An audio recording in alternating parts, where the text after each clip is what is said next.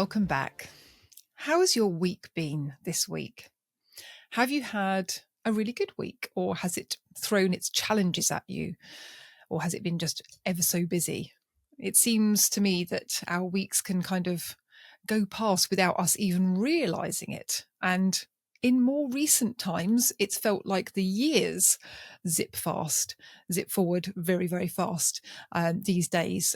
So whether that's just the fact that you hit a certain point in life and you realize that life is not going to stop for anyone, you become a little bit more conscious of where time is going. So for me, I've had a mixed week. It's been a few things thrown into the mix, a few challenges, but also some really good stuff as well. So I just thought I would bring a little bit of a breath of fresh air perhaps into your week this week with the topic that we're going to talk about today, which is about moving from compulsiveness to consciousness. Now, for those of you who know me and have been listening to this podcast for some time, or you've been following me for a fair few years now with the content I've put out there, you'll know that one of my biggest quests is for freedom, a sense of freedom. And that can mean freedom in all senses of the word, in terms of financial freedom, the ability to do what I want when I want, but also just as over the years it's developed into really being conscious of the inner sense of freedom, because all too often we can think that we might have to rely on external circumstances to give us that sense of freedom, but actually the real feeling of being free is internal. Yeah. It's an inside job, which I think I've spoken about on a few occasions already. So I want to explore that a little bit with you today. So in the context of what I just spoke about life seeming to rush past us, and before we know it, I mean, the first couple of months of this year have already flown by, and we find ourselves in the early days of spring now. And it's just like, it's just seemed like it's gone zip straight past us. And it's interesting because for most of us, myself included, we can wake up, we can get up, do our usual routine of, having a shower, getting dressed, having breakfast, getting out the door, doing whatever activities we're usually involved in every single day without having to think about it too much. We just do our thing, don't we? Whether you're getting up, going to work, whether you're running your own business, whether you're at home looking after children, whether you're involved in any other type of activity, we just get up and we do our thing. But interestingly, this all too often, certainly I've noticed this in the past, all too often you can get to the end of your day and it's gone in a heartbeat. It's just, you blink and it's gone. And it's all through repetitive actions and repetitive activities that we're so used to doing. And it's just, it's what you're taught, it's how you work. You get up, you operate, you function through your day, and you don't really think about it too much. And that's what I mean by compulsiveness, because we just kind of, get up, do our thing, and it's all fairly well programmed into us as to what we have to do in a day. And what I really notice, having gone through this search, if you like, of what freedom truly means and what it means to feel truly free, is that we can actually miss a big chunk of our lives by doing this, by just going through and doing the usual stuff. But we actually miss how we feel in life. And that feeling of inner freedom, thinking it's going to come at some point or because of a certain circumstance, actually, it's always here. So let's discover that a little bit more. So to me, these days, every single day is a blessing. Every single day is a gift. I wake up in the morning and I remind myself for that which I'm truly grateful. And often I wake up with a sense of, that sense of like, wow, this is another day that I get to experience this life. And doesn't matter really what your circumstances, even though it's been a bit of a roller coaster week and few months, to be honest with you, from my point of view, there's one thing that you can do anytime and anywhere.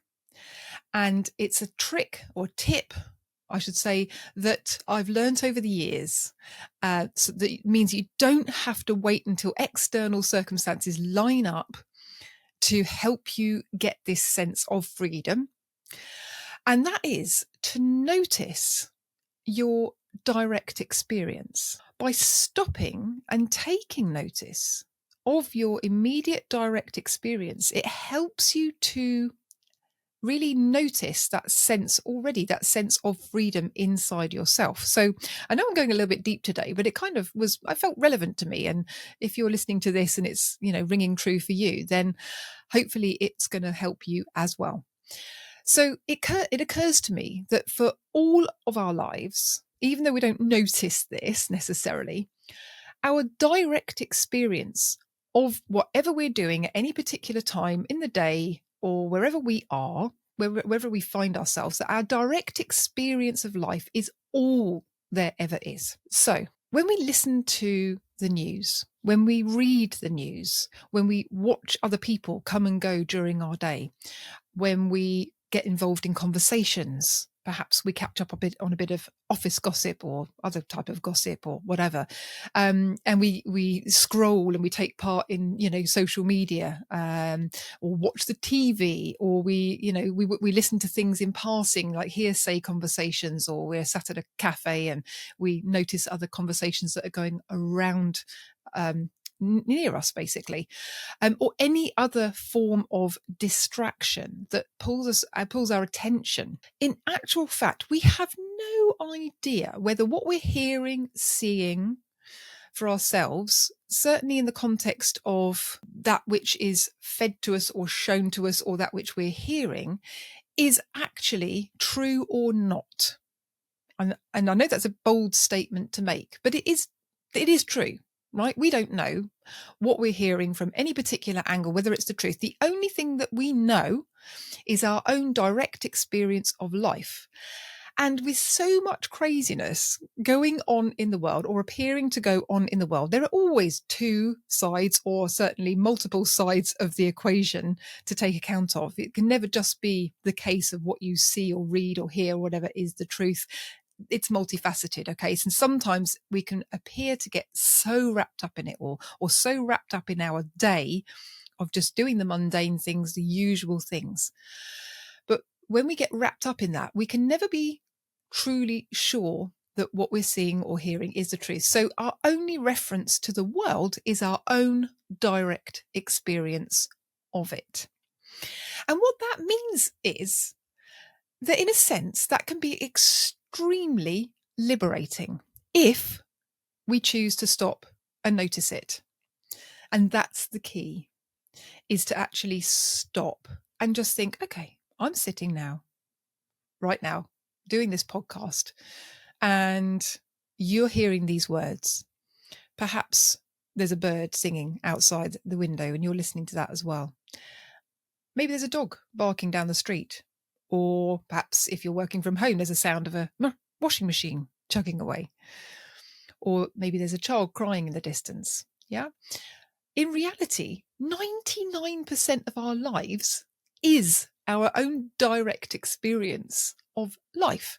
And actually, it's pretty neutral or peaceful or serene if we choose to see it that way. So, for example, in terms of our stress levels and what we get ourselves wrapped up in, the stories that we get wrapped up in either internally or externally, how often, genuinely, do you find yourself in a really life-threatening situation?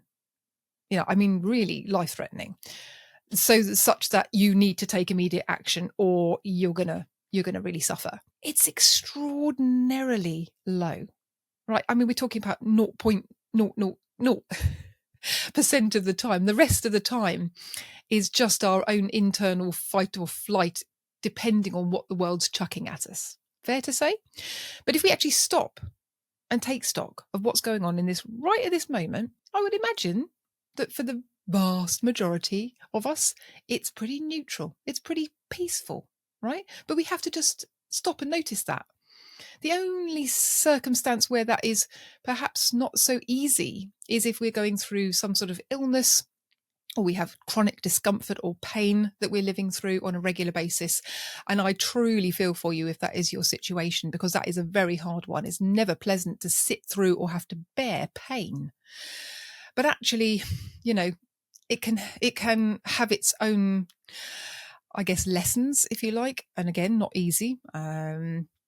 But that's perhaps another conversation for another day. And I know I'm going off on a little bit of a tangent here, but for 99% of us, 99% of the time, life is actually pretty neutral. So if you find yourself searching for a sense of freedom, of well-being, and you think it's somewhere out there or other than where you are, or perhaps sometime in the future when I've achieved this or got that or done that, just stop for a moment. Just literally stop. And as much as you can, take a deep breath and just let everything go.